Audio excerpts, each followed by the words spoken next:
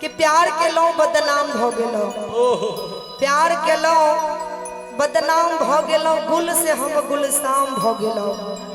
कि प्यार के लो बदनाम भ गेलो, गुल से हम गुलशाम भ गेलो।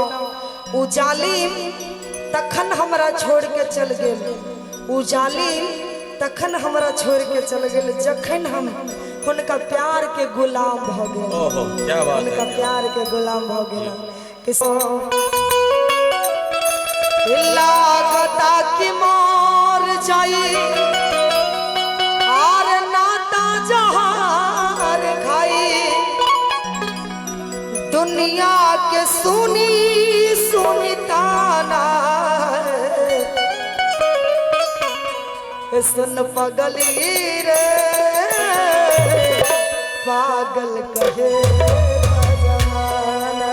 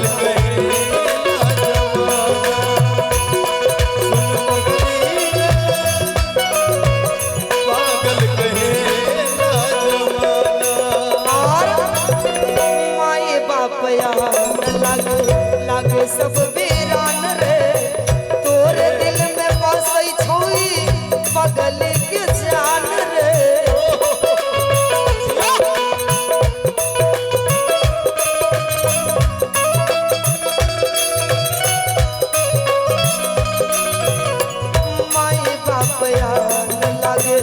लागे सब वीरान रे तोरे दिल में बसोई पगल के जान रे कबन करन जोर करके दिल से खिलवाड़ करके कबन करन प्यार कोके हमसे टकरार कोके होई गइल दिल से बेगाना सुन पगला रे पागल कहई जमाना सुन पगला रे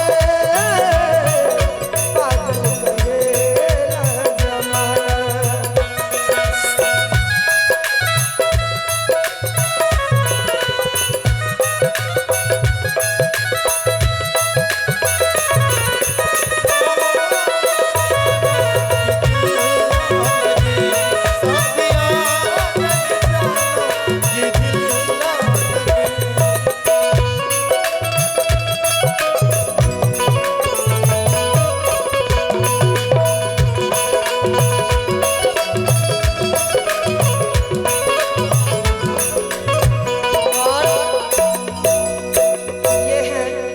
आर्मी जी जिनके तरफ से ढेर सारा प्यार और आशीर्वाद मिला है बहुत बहुत धन्यवाद थैंक यू सो मच एक प्यारा सा शायरी है इसी में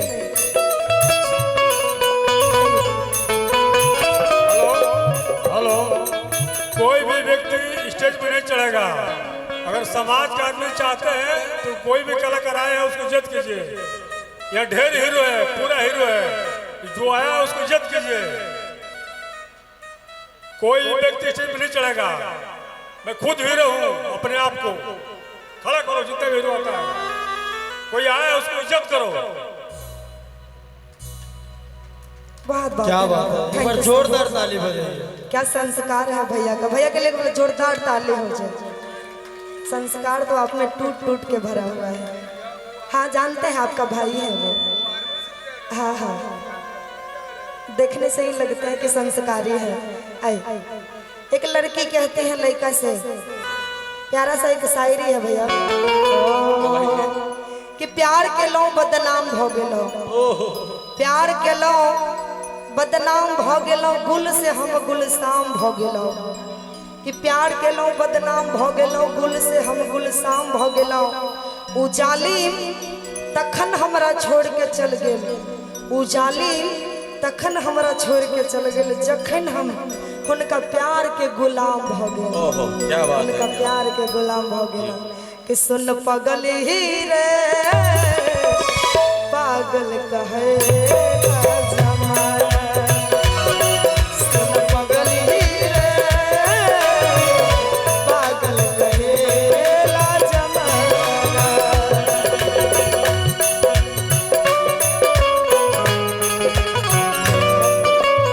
क्या करते थे साजना तुम हमसे दूर रह गए क्या करते थे साजना तुम हमसे दूर रह गए हम तो जुदाई में अकेले छुप छुप के रोया करते हो छुप छुप के रोया करते क्या बतलाए जान जान हम तुमसे दूर रह गए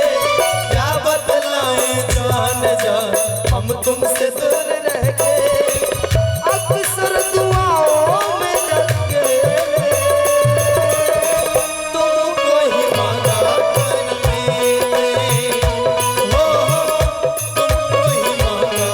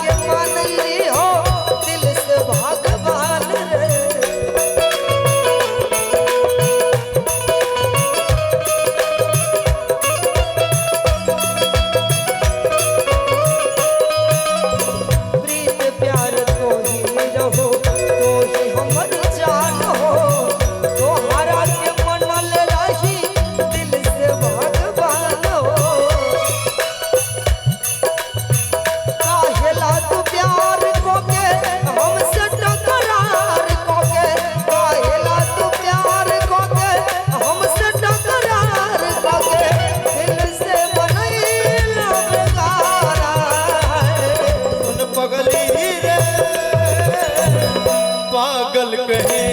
ना जमाना सुन पगली रे पागल कहे ना जमाना सुन पगली रे पागल कहे ना जमाना। सुन पगली रे पागल कहे ना जमाना। क्या बात है।